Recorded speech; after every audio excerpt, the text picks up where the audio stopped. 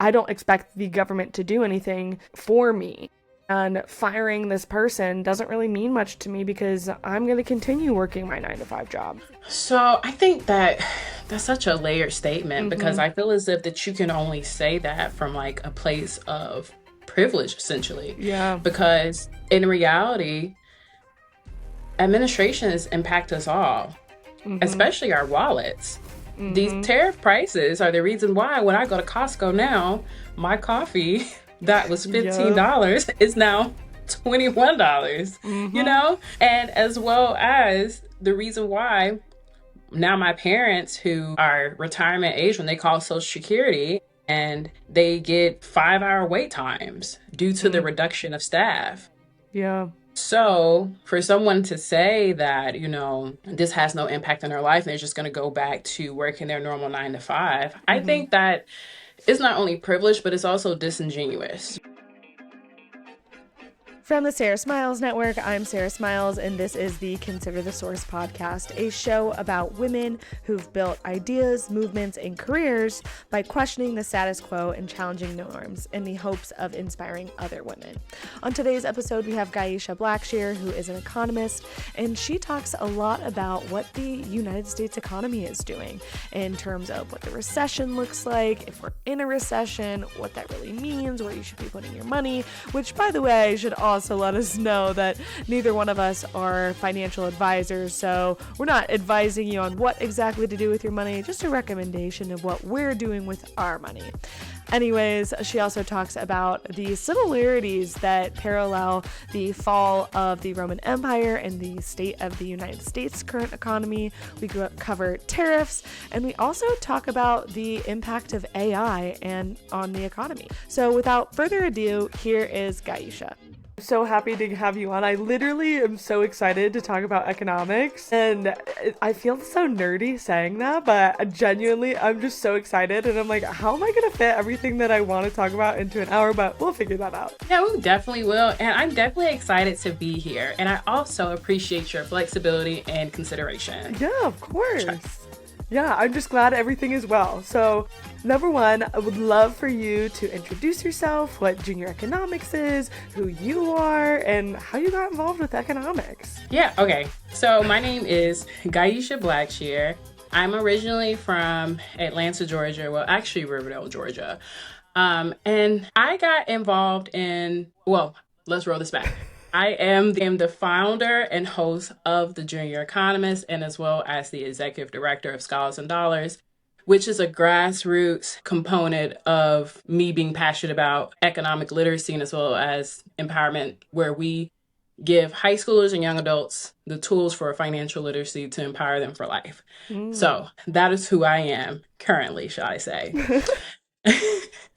And how I found economics was at Spelman College during my sophomore year. I was a very miserable dual degree science major, majoring, kind of bouncing between chemistry, math, couldn't land on anything, couldn't really connect with it. But I took my first microeconomics class and I fell in love with it. I was like, this is for me. I can study this all day. And it's just, you know, economic intuition just becomes easy once you really understand it. So from there, I decided to say, okay, I'm done with this dual degree stuff. Dove right into it, shall I say. And then I ended up taking a gap year to kind of study for the GRE and, you know, just travel and explore, what have you. Went to grad school for it. Went to corporate for about 4.5 years. And then I decided to just bet on myself and do my own thing. I love that. But the Junior Economist was actually started in 2017. But, you know, it's like, you know how passion projects go where you kind of touch and go until it's time to actually go full throttle. 100%. Yep. Totally feel that. And I love that you got into microeconomics and you're like, yeah, this is for me, because it is tea. Like, you learned, it is drama. Like, the government is drama. And I don't think people recognize that. That, like, people watch the news and they talk about the news, which, like, okay, yeah, there's drama. But the drama lies in the numbers, y'all. Like, these numbers don't lie. And they make up this story, which is so interesting and entertaining. Because, like, there's, I guess, multiple ways to interpret numbers, but really when it boils down to it, it's like, here's the root cause and here's the root effect. And like, there is no debating that. Literally, in every decision that we are seeing right now is embedded with economics. Like from people who are being put in office to everything. And it's kind of crazy the fact that, like you said, people don't really connect the dots to say, okay, because this person wants to own this over here, so now they're going to maneuver these things over here and, allocate these resources. But yeah, like you said, we have the whole hour to get into this, but yes. No, and that is ultimately what has become so interesting to me, because with the new fake news rhetoric and trying to understand what news sources are actually accurate, like statistics are accurate, guys. So that has really come to my attention, and I have loved economics since college, because in high school I was like, okay, numbers, math, boring, ew, gross. And then in college it was like one of my classes that I had to take for my engineering degree. And I was like, you know what? This is where it's at. And my dad was like, I'm only paying for a STEM degree. I'm like, okay, cool. Anyways, perfect. Thank you so much. But anyways, yeah. So I feel like, especially this year and with 2025, I feel like economics, and people might not even know that it is economics, is at the forefront of everything. Like everything is recession coded, and everything is like housing crisis deficit. Like everything is related to the economy, and you see it over and over and over again, and it never is narrowed down into the niche of economics. And so that for me is something that I just want to highlight of, hey guys, like this actually is all encompassed under one specific entity, and that is economics. So first, for me, I am extremely concerned about our national debt, and I feel like that is not something as the American society that we are concerned about as a collective whole, in really understanding the impacts of what our national debt is, which I think it's upwards of like $3 trillion now, which human brain can't even really comprehend how much money that is. Like, I think my dad put it into a ratio once of like 1 year or 1 second is like however many millions of years. And then the next portion of like how many seconds is billions of years. And the difference between the two was like unfathomable to my brain. Like, I didn't even really recognize. And I wish I had those statistics offhand, but nonetheless. But anyways, I want to ask you about the national debt and about what that really means for what the US dollar is and who we're indebted to. And like, is our debt really that bad, or do other countries have this big of a debt? So the national debt is a point of concern, and it's something that in which that us economists are constantly like racking our brains over every day. And people do give Doge and institutions, within our current administration, a lot of heat about them going in and kind of like cutting out, I don't want to say unnecessary spending, because in some respects, USA ID was very necessary, for some countries or what have you.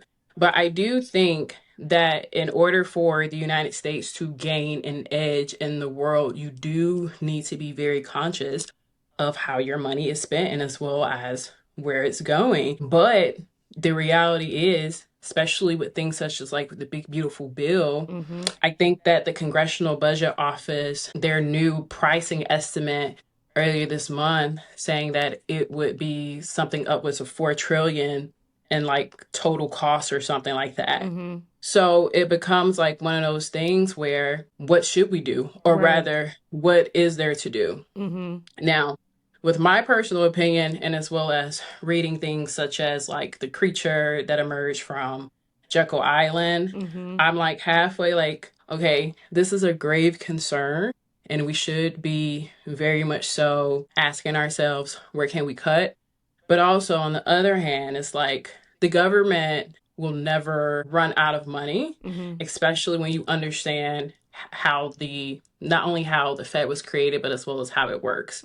But so I say it to say is that I'm like halfway through this book. Well, I actually have it here. Okay. Yeah. So I get half of my understanding through this particular book, and as well as through like just natural economic thinking of like, this is a concern and we need to cut.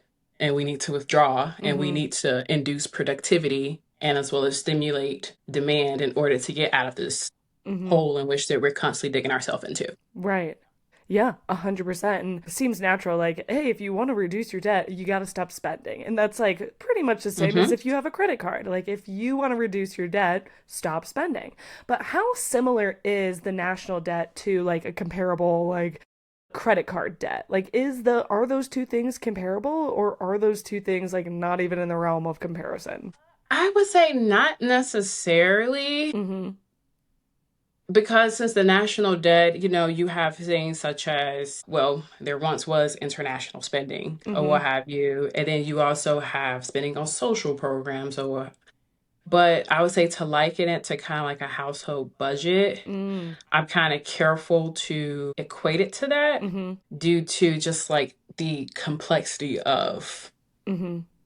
the entire structure. Right. Yeah. And I mean, I guess to break it down further, how has this debt gotten to be where it is? Obviously, we are doing a vast amount of spending. Like when I think of spending, I think of putting money into Social Security and putting money into our military. And there's a really good breakdown on NPR's Planet Money of where the money actually gets allocated and what percentage goes where. That is a really, really helpful breakdown. But at the same time, like, what are those programs? Like, they're community or not community programs, but national programs. But also, we're indebted to other countries. And what does that Mhm. look like? And what happens if the other countries like, hey guys, like, you have been not paying interest, you're not showing any signs of trying to get us this money back. Like, what are we gonna do now? So to answer your question of how we got into this entire mess Mm-hmm. was when it was Nixon. Yes, it was President Nixon who ended the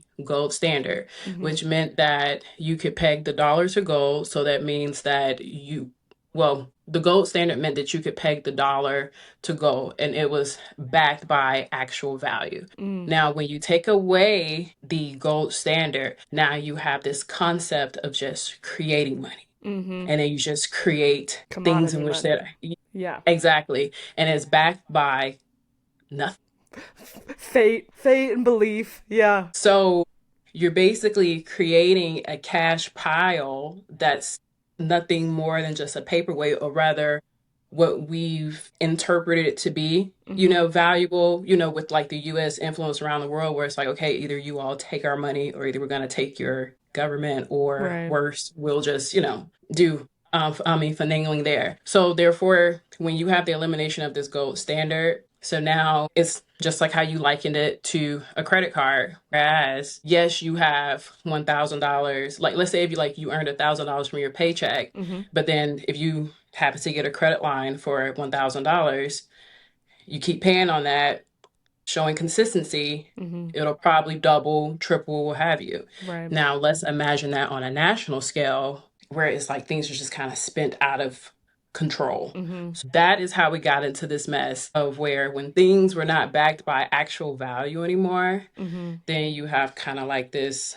party of people just saying, okay, we're going to spend it here, we're going to spend it there. Mm. And it's just going to pile up Mm-hmm. until, the nation cannot file for bankruptcy. Right. So So we're just gonna keep going into debt. just spins out of control. Yeah. And then so I do know that with some could say that like the big beautiful bill would only benefit a certain class of people. Mm-hmm. And it could have possibly had the intentions of inducing demand and as well as production. Mm-hmm. But in reality, it's just another cost that's just going to add to this mounting structure that could tumble at any moment. Mm-hmm. Yeah. Definitely. And when I think of it tumbling at any moment, I think of like what you're saying with the US dollar not really being backed by anything. We are able to go to virtually any country and be like, here is our American dollar, and that person will accept it. However, if a foreign country, if a person from a foreign country comes to our country and tries to pay you in like yen, you're gonna be like, what is this? I don't want this. And that to me is so interesting because At what point does the debt that we have incurred then affect what our US dollar is worth? And is there really a direct correlation, or is that something that is related on a different front? So I think that to answer your question, I think that, so I'm actually working on a piece on Mm-hmm. this about like the dollar valuation and as well as how things are going to devalue within time. Mm-hmm. But I think that the way in which how I'm approaching thinking about that question as well as answering it is that I kind of liken it to the Roman denarii. So Okay. such as how they literally strategically devalue their currency in Mm-hmm. order to fund capital projects and as well as to ensure that their empire would keep going and producing and as Mm-hmm. well as staying as strong as it may have seemed Mm-hmm. on the surface, but it ultimately led to their demise Mm-hmm. because at the end, well, the fall of the Roman Empire, there was no more trust or like nothing Right. backing it. Yeah. So Yeah. so that's how I'm approaching thinking about that. Mm-hmm. But I do think that when it comes to the debt and the dollar, I do think that it is impacting our valuation Mm-hmm. because people are kind of like, okay, well, I'm pretty sure, well, leaders and central bankers in other countries Mm-hmm. are like, well, if this thing tumbles, is this really worth anything? Mm-hmm. And that's why you have like the evolution of BRICS Mm-hmm. and them banding together saying like, how about we start storing rupees or like you said, more yen just Yeah. in case this just goes to whatever. Right. Yeah. Which is a terrifying concept. And it came to discussion, or it came to conversation when I was in discussion with my parents and then grandparents, was that the biggest issues that they were worried about were number one, climate change, and number two, our debt and what that really means and how that's going to affect future generations. And I was like, I'm not really worried about the debt. Like, for all I know, we've always had the debt. Like, it's not going anywhere and it doesn't seem to bother anything. So, my next question is then, okay, with this debt, as it continues to accrue and it continues to grow, what does that mean? Like, are we owing China money? Are we owing these people? Are these people expecting stuff from us? Like, what do we do? So I think that with the United States, it's kind of weird, right? Mm-hmm. Because we're not going to be like, how France does Haiti and, Mm-hmm. just say, we're going to just come over here and just take whatever. Mm-hmm. The United States is not going to do that. So I think that on that front, since we do have a pretty good military, well, we do have pretty good military strength, I don't foresee the debt really having like, I guess you could say like a physical impact, but I do think that it does have implications Mm-hmm. on our markets and particularly the stock market because when people are just like, well, with this debt, if it can tumble anytime, that erodes trust in our institutions and as well as our dollar. And then you also have us morphing into this tri-power world where you have China, Europe, and us now having a say so rather just us or the USA Mm-hmm. being like, the superpower, the world leader, due to people saying, actually, let's not invest here or let's slow down or not slow down, but rather we're not going to demand as much of the dollar anymore Mm-hmm. because of the debt. And we don't know where this is going to leave us in the long run. Right. Yeah. And with spending in general, of what you had said earlier about people being cautious about spending and reducing or kind of creating the reverse of inflation, of devaluing the Roman currency to make it more suitable for you to be able to buy things or purchase things. Is that something that you could see being paralleled into the US economy? Because I feel like with the Roman Empire, there was always that rhetoric of the Roman Empire will not fall, the Roman Empire cannot fail. And there seemingly is a lot of parallels between what had happened during the era of which the empire was looking or was beginning to fall and where the US is right now, especially with the use of tariffs and with the dampened spending that we have because of that, and trying to then create and make all these goods, but that's only increasing the producer index or the producer pricing Mm-hmm. index, which ultimately Mm-hmm. ends up leading to nothing good. And it's all this cyclical behavior that gets pointed back into, okay, well, like you said, maybe we should all take a page out of this book and go and read what happened with the economy during the Roman Empire, because a lot of that I feel like is being reflected right now. Absolutely. I think that what you just said about how, so first of all, tariffs and their price impacts have already arrived. Mm-hmm. And we are also seeing the impacts of that. Well, I would say not with the latest data, which showed that actually in Q2 there was GDP growth, but that Mm-hmm. could be accredited to people saying, "Hey, I kind of need to order my stock and make this stuff really quick so Mm-hmm. I can sell and have Right. inventory." So, with that being said, I think that with people having knowledge, as you said, Mm-hmm. of the tariffs, is that this is going to cause deflationary effects because people are going to pull back. And then, so because you have slowing demand, you'll Mm-hmm. also have slowing production as well. Mm-hmm. So, Yeah. same thing, like you said, same thing that parallels to the Roman Empire, to Mm-hmm. whereas people kept on saying, nothing is wrong, Mm-hmm. it's all good here. Yeah. No, Yeah. or like how some books say, as I said before, how some books say, we'll never run out of money. Right. So you kind of have to like keep, I would say, a divided mind on these things. It's just recognize the patterns and as well as the parallels as you stated. Yeah.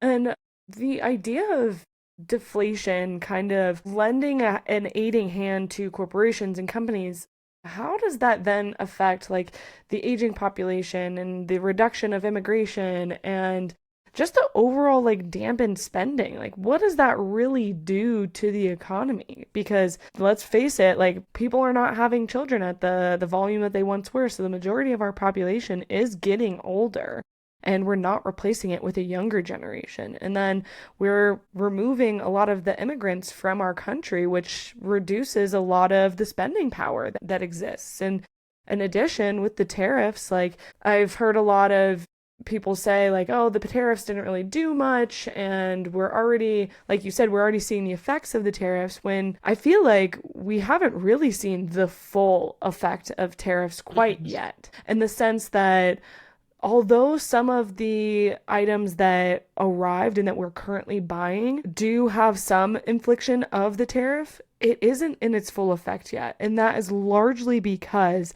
people front loaded their inventory knowing that this was going to happen. And we have not yet seen the effects yet. So ultimately, like, what do we see with the rest of this deflationary shock? So, as far as with corporations, Mm-hmm. we're definitely going to see more layoffs. Mm-hmm. And whereas people are going to start smart sizing their teams, where they're going to say, okay, it used to be a good sign where where corporations were hiring, Mm-hmm. but now the new sign of, you could say, corporate well-being would be how small could you get your teams essentially, Mm. due to also I mean, because one thing in which that we also have to consider here is AI as well. Right. So when you have an aging population and as well as a decrease in immigrants, Mm-hmm. you're going to see consumer demand decrease. Right. In some industries, you will see wages increase, but then that will primarily be in sectors where that's in the creative space. And what I mean by creative space, so I'm talking about things like IT, Mm. software, and things of that nature. Mm-hmm. But one thing that we also will see is that corporations will be reducing their head counts here in the United States, but because the global south is on the rise, Mm-hmm. which is countries such as Thailand, Malaysia, and parts of Africa and India, Mm-hmm. they're going to start using that population because not only can you pay them less, Mm-hmm. but then they're also more than willing to take what would have been considered a white collar job, or, Right. just a job that would be, I'm trying to be, politically Yeah. correct here. Yeah. A job that would be considered a good job over here in the United States, and those Mm-hmm. will be outsourced more in Right. order to decrease costs. Yeah. Which is also extremely interesting because in recent news, Donald Trump and the administration had just laid off Erica McTarfer, who was the commissioner of the Yes. BLS. Now, what that might mean to people is like, okay, why do I care that some woman was fired? Well, she's reporting on the statistics of labor, of that is literally her job, is to say whether or not there are jobs that are the job market is increasing or decreasing. And her statistics were showing that it was decreasing, that despite the tariffs, we are still not producing more jobs than before this administration. And the scary part of that is okay, if we have this person, this entity, this position that is aimed at providing statistics to Americans and to the rest of the world, what are we to do if we aren't able to trust the statistics that we're being given? And what implications does that then cause? It goes back to what we were discussing earlier about how trust is eroding all throughout this current administration. And so one thing in which that I'm very conscious of, especially when it comes to the firing of the BLS chief, is that we need to prepare for the potential of our data being not correct, quite frankly.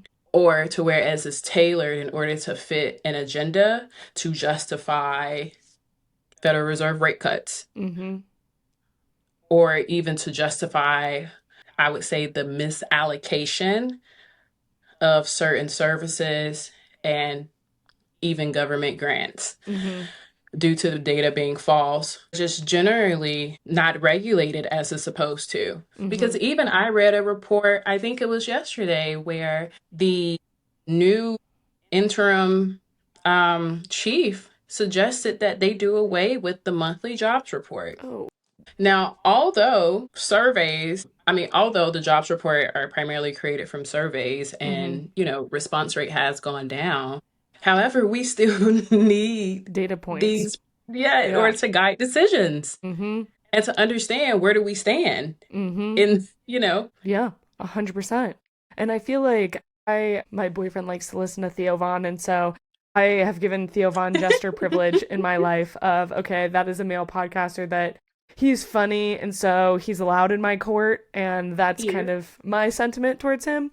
But he had this person on, and they were talking about the government, and they were talking about, well, I don't really care that Donald Trump is the president because I don't expect anything from the government in terms of I don't expect handouts, I don't expect government aid.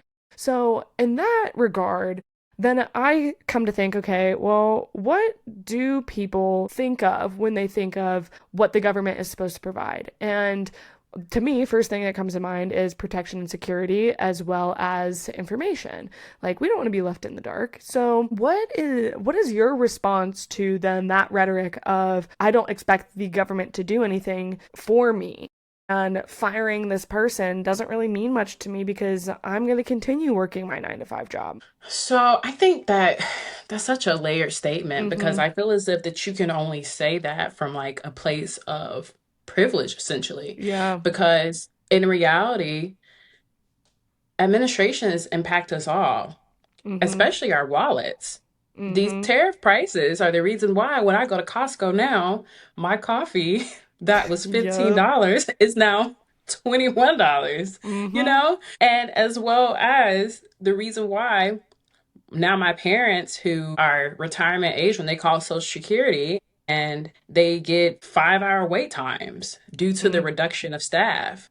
Yeah. So for someone to say that, this has no impact on their life and they're just going to go back to working their normal 9-to-5, I think that it's not only privileged, but it's also disingenuous. Yeah. Or either you are very like self-contained and you are not really paying attention to what's around you, because we all see it. And I'm pretty sure that you see it in your community as well, the impact of just, what are we, almost 9 months into it? Yeah. So. Yeah, it is. And I completely agree with you of it is definitely an idea of privilege and an idea of not having an understanding that not everybody is similar to you, which I think is what is so interesting about economics in general, of it paints the story of everybody.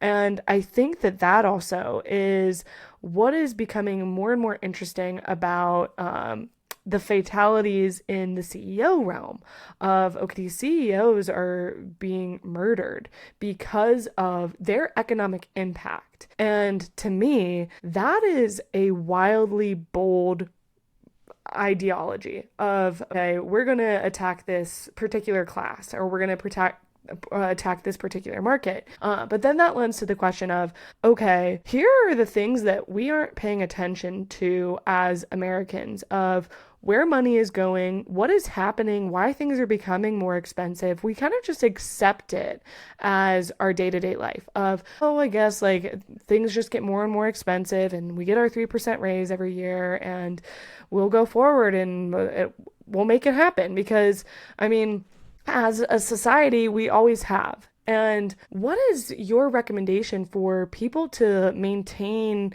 a sense of information, being that there are so many programs that are being cut right now, and there are so many news tabloids publishing so many like fear-mongering articles about money and where it's getting spent and what's happening? Like, what should people be caring about, and what actually does impact the everyday, and which I say every day with an asterisk because obviously there are so many different varieties of what every day looks like for a person in the United States. So I think that to answer the first question of where should people be getting their information from, so I would say that the primary source that people should be getting their information from is National Public Radio, because to me, NPR tends to be very unbiased, despite the cuts, or what have you. But they also give you a wealth of information, and they also they just give you the tea. At least like that's where, that's what I'm listening to in my car. That's also where I'm going to if I want to get the real story. Or even organizations such as like Reuters, sorry. Or even Bloomberg. Yeah. Now, as far as things in which that people should be caring about, I would say that all things, but I would say the main thing is that you need to be worried about, number one, what is going on in your local community. And so start there and expand out. And then as far as when it comes to administrative policies, you need to be very much so focused in on what type of not regulations, what type of policies were passed in your industry in which that you should be paying attention to. And as well as how are different things going to impact your particular situation or even your wallet. So let's say if you're someone who's on welfare, what have you. Well, we know that a lot of people will not qualify for things such as food stamps at the end of, I think it's like 2026 or 28 or something like that. So what do you need to do to get yourself together to make sure that you're not a part of someone that would be in that category? Right. And so I would say that's like both of those are like very loaded questions, but I would just say, just focus on things that directly impact you. Although healthcare and social services can impact us all, depending upon whether you're disabled or if you happen to be low income or something like that, or even if you're like a higher tax bracket, understand what the new tax brackets mean to you. So I would say that's just going to be like dependent upon your situation, but yeah, 100%. And no, I think you answered that really well. And I feel like what is so difficult about the economy right now and understanding like where should I be concerned, because there's so many different things going on. I think that narrowing it down to your community is 100% the best way to start. Of, okay, this large corporate company is coming in and buying up 3 mom and pop shops. Like, what is that really doing to our economy? Is that going to hurt jobs? Is it going to help jobs?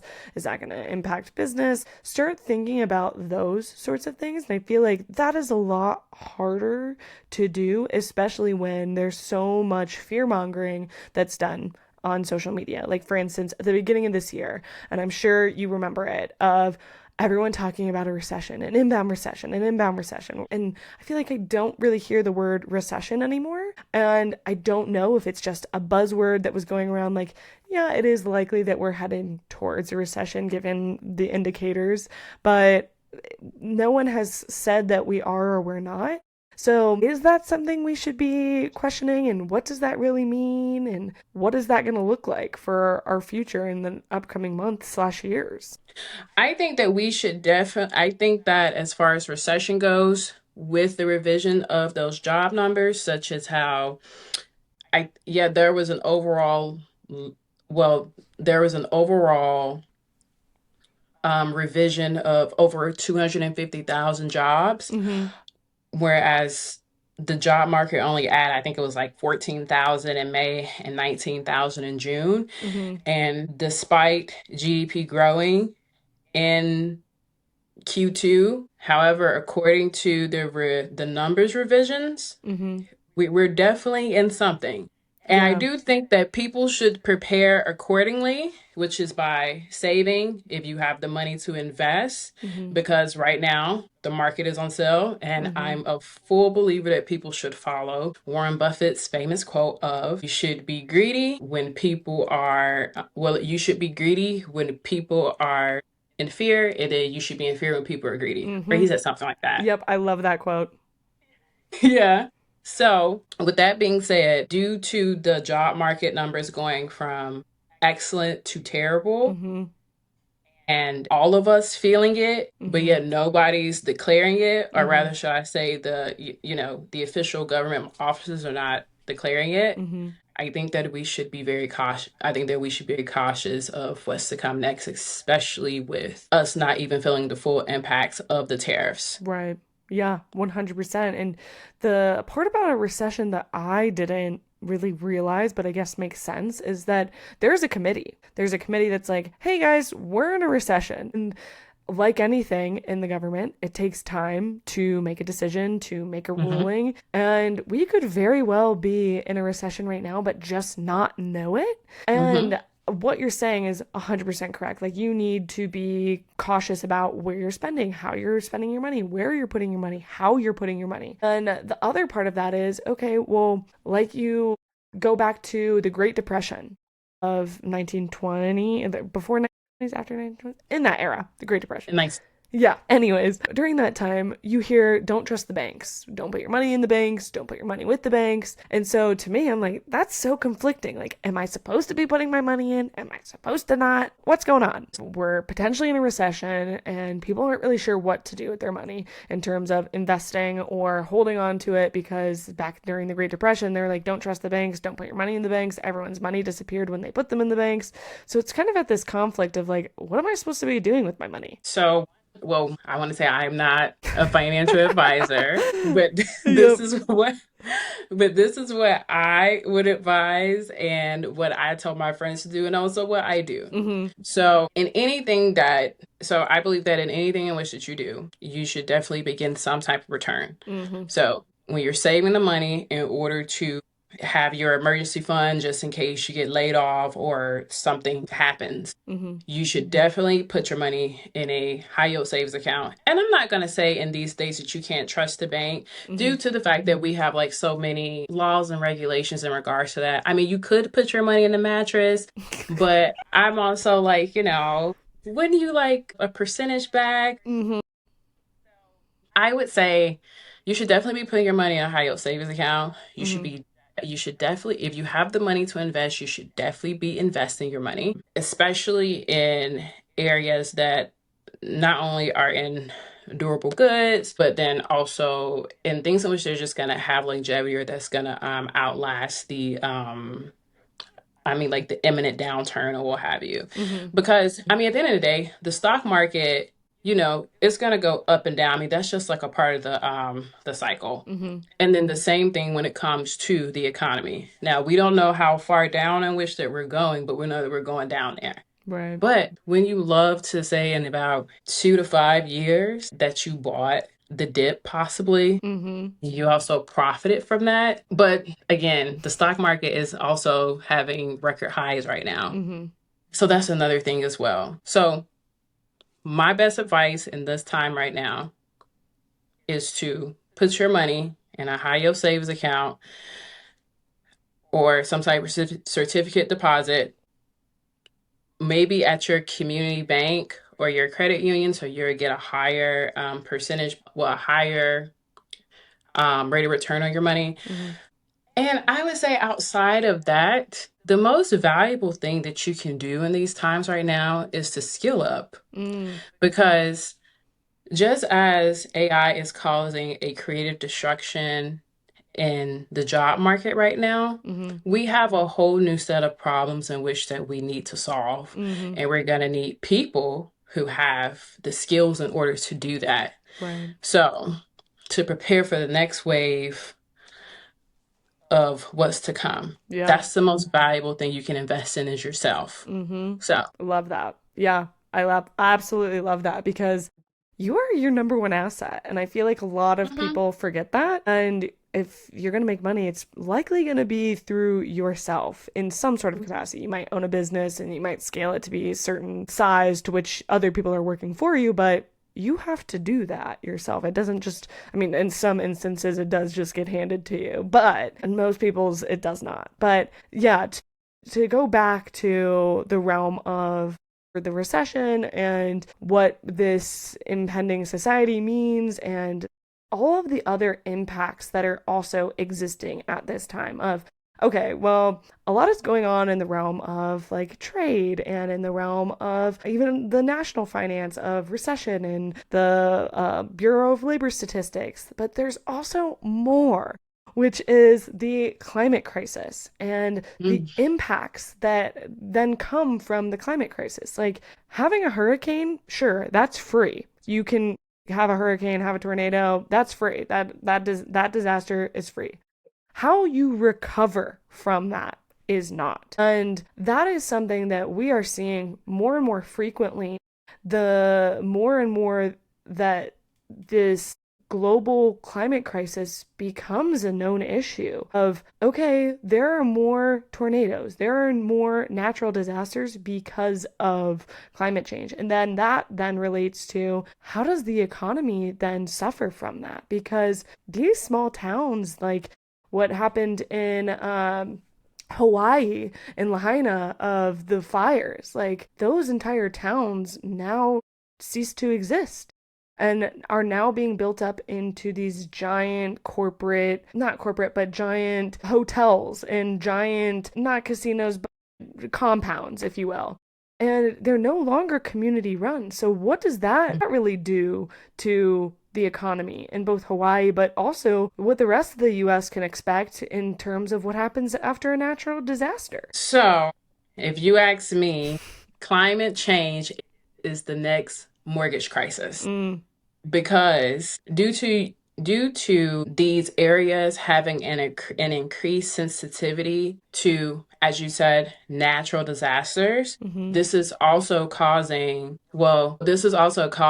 insurance rates to increase, mm-hmm, which in turn causes the cost of living to increase, and as well as adds to the overall housing affordability crisis, especially when it comes to like us and the millennial and Gen Z age groups, to whereas the dream of owning a home mm-hmm, is potentially fleeting for some of us mm-hmm, due to the costs associated with it. And as far as with climate change, we also have to consider the fact that the data centers that power AI uses massive amounts of groundwater, mm-hmm, which is also, I guess you could say, is throwing like clothes into like this fire, to mm-hmm, whereas, we're creating more greenhouse gases mm-hmm. than the atmosphere can obviously handle. Right. And then now we're just paying the price, whether that's in um our breathing air Mm-hmm. or either in our pockets. Because as a matter of fact, I know that, especially here in Atlanta, due to these effects, a lot of our electrical bills have been more expensive Mm-hmm. because of it being, just an increase in temperature. Right. Or with natural disasters, like the power companies are now pricing in Mm-hmm. natural disasters, which is essentially like out of our control Right. unless we are all conscious of let's band together and make our planet a better place by Mm-hmm. making better decisions. Like, let's ride a bike instead of drive. Let's Mm-hmm. take the bus instead of drive down the street, or like let's walk, Mm-hmm. right? So we can decrease our carbon footprint. because I also think that that goes, well, to me, that also goes hand in hand with we also now have to consider what is our energy footprint as Right. well, especially when it comes to AI Mm-hmm. and climate change. Yep. Yep. So, 100%. I work at a power distributor, actually. really? And it is really interesting conversations being held around the idea of coal plants that are either being decommissioned or that have already been decommissioned to bring back online. In addition to then, with these large server centers, can't really be supported with where we currently are at with renewable energy. And so that then lends to using fossil fuels still and natural gas, which then allows us to continue using combination cycles. And the facilities that we currently have aren't set up to power those large facilities. And that then means that there's going to be additional builds that these power companies are going to be working on, which then, if you didn't know, your bill is actually a reflection of the power companies spending on these builds and how much money they spend on adding additions and taking on new power and X, Y, and Z. Like anything that falls under the realm of construction, you then see that reflected in your bill. And with the growth of these giant corporations and data centers and server centers using AI, that then lends to your bill being higher directly. It's directly proportional. That then, and it also, I know in Georgia, there is a huge issue with AI using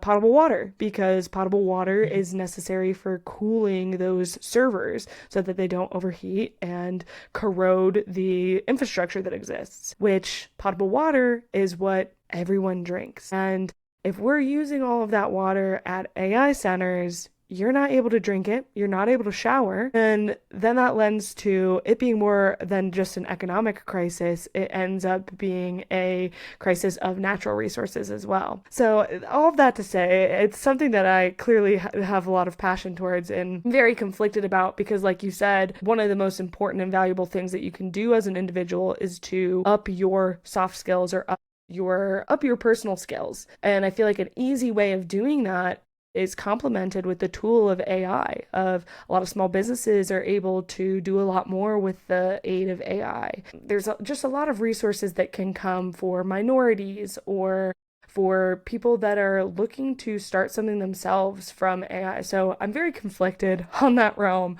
But it definitely is directly proportional to number one, climate change, and number two, the economic impact. Yes, absolutely. And I did want to make a comment too, is that I actually used to write economic reports for power and utilities Mm. companies. So that whole realm which you're talking about, I used to like have to nerd out for about a month or two and to figure out, what's gonna be the economic impact of this Mm-hmm. and as well as like with the barrels and things of that nature. Yeah, like you gave me a reminder. I'm like, wow, I used to be in that world. But Yeah. I say to say is that I too am conflicted about AI, Mm-hmm. right? Because obviously in our ever evolving world, you do yourself a disservice if you do not learn how to use the Mm-hmm. tools and to, take what you would have paid five people for, especially for us, small creators, right? Mm-hmm. Some people have the budget to hire a publicist, a research assistant, or Right. what have you. But also you have to get resourceful and crafty as well. Mm-hmm. So that's why when it comes to being conscious of these things and, like the water usage and just, the overall climate impact, because I am passionate about climate change as well. Mm-hmm. I just try not to act like, I don't Mm-hmm. want to say stupid things, but Yeah. like There nonsensical there's things. no to me there's no such thing as like a stupid question because if you have a Oh, question about it there just means like you're trying to figure out like the root cause or like the issue that exists with it and like get more information. And I feel like if you are able to ask a question that means you have at least baseline knowledge of it. So I feel like there's no such thing as a stupid question. yeah, that is true. And my mom says that a lot too. But I just say to say is that I more so like because I know they said that one chat GPT is like equal to I forgot how many Three Google Google searches. searches, yeah. Yeah, yeah. So But girl, let If me tell you, I'm Googling 3 things to figure out what I initially wanted to ask in the first place. Yeah, oh yeah, okay. So that's why I'm like literally like, okay, if I'm like saying like, okay, if I'm like in the grocery store and Mm-hmm. I'm like, okay, which brand of kimchi should I get? Mm-hmm. I'm not gonna put that in Chat GPT. I'm gonna go to Yeah. Google, Yeah, yeah, yeah. stuff like that. Mm-hmm. Okay. Yeah, 100%. I feel like that's kind of like, I equate it to how I use social media, or how I used to use social media on my personal accounts. Of like, I use LinkedIn different than how I use Instagram, and I use Instagram different than how I use Facebook, and I use Facebook different Mhm. than how I use what used to be Twitter. And like, they all have their own different purposes. And each one of them is valuable, and you'll find how to use the tool in the way that it is intended to be used. But yeah, no, I completely agree. Like, there definitely are people that put into ChatGPT, what kind of kimchi should I get? But I have to admit, I am not one of those people. Yeah, because I'm more so like, with Google, you get to see like the reviews of what people Mm-hmm. are saying. Chat GPT, sometimes it can hallucinate. And so, you thinking that, like they gave me like the description of like, Mm-hmm. I mean, of like ube or something. I'm like, okay, definitely doesn't make sense. But let me go back over here. So, and then this is also because I also used to work in training the Google AI Gemini Oh, okay. model. So knowing how much we had to tweak and fix Mm-hmm. and prompt, I'm just very careful, especially just like taking information Right. from the chat GPTs or just AI in general, but they are Mm-hmm. very beneficial to learn. Yeah. As you said, so the conflict is there, but I'm also like, you want to get left behind? Yep. Yep. No. And I feel like as women, it's also like as conflicting because we're more empathetic than men typically. Of like, oh, we care about like how this impacts everybody, instead of just Yeah. like blindly using it and being like, whatever, I don't care of the unintended consequences. So that's just, we're empaths. That's all that is. Yeah, and we can also make like the economic argument of it, of saying that, okay, economics is not only money, but it's also time. Mm-hmm. So if I can collapse what I would have spent 30 minutes on into 5 minutes, then I have the 55 minutes to spend with my boyfriend or to Mm-hmm. go do Pilates or something like Yeah. that. Yeah. 100%. And I feel like there is in this new wave that I've been on of, I recently have started reading this book called Collapsed Society or something like that, where it basically talks about like how algorithms have run our lives and how we basically are all receiving and finding Hmm. the same information or the same artists or the same clothing brands, and we all live very, very similar lives because of this. And this isn't new, this is something that's existed for a long time, but it's really, really emphasized with algorithms. And you can really decode a lot of it through that data. And something that was so interesting to me that the author wrote was knowledge is power.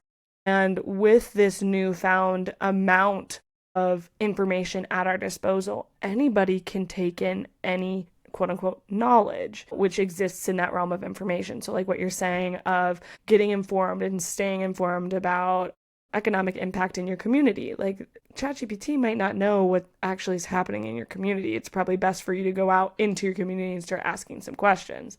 But I feel like that is the key differentiator of where that power is now. And knowledge is no longer power, but it's more over how to discern that knowledge and that information of, is that really right? Is this talking about ube or is this talking about kimchi? Like, should I take this with a grain of salt? And I feel like that is the new wave that we need to get on as a society of, maybe it's better to question things. And I think AI may actually be helping with that in a lot of ways of, when we see something we kind of question like, wait, shit, is that AI? Are these bunnies on a trampoline AI, or is this real?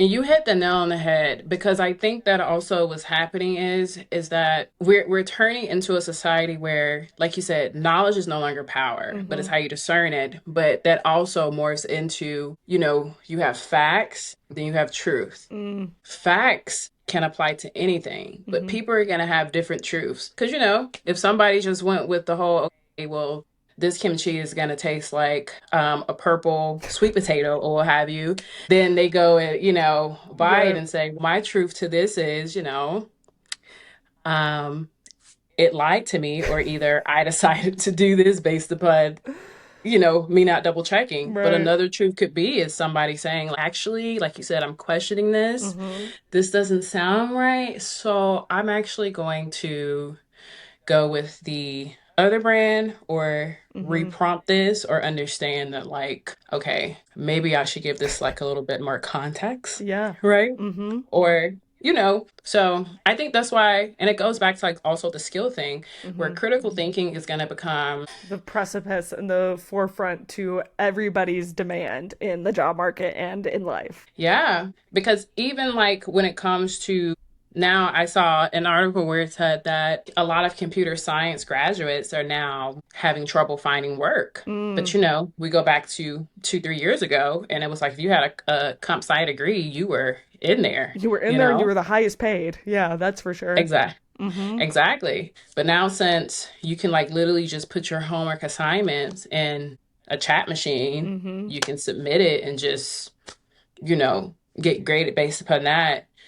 Not only is it due to the supply of everyone saying, hey, I'm going to make a lot of money doing this, but Mm-hmm. it also becomes like one of those things where okay, if you didn't actually at least attempt to manually code or think this through, Mm-hmm. what value are you really getting from life in general Right. if you're just going stop and go? I mean, like you're no more than just like a factory worker at this point. Mm-hmm.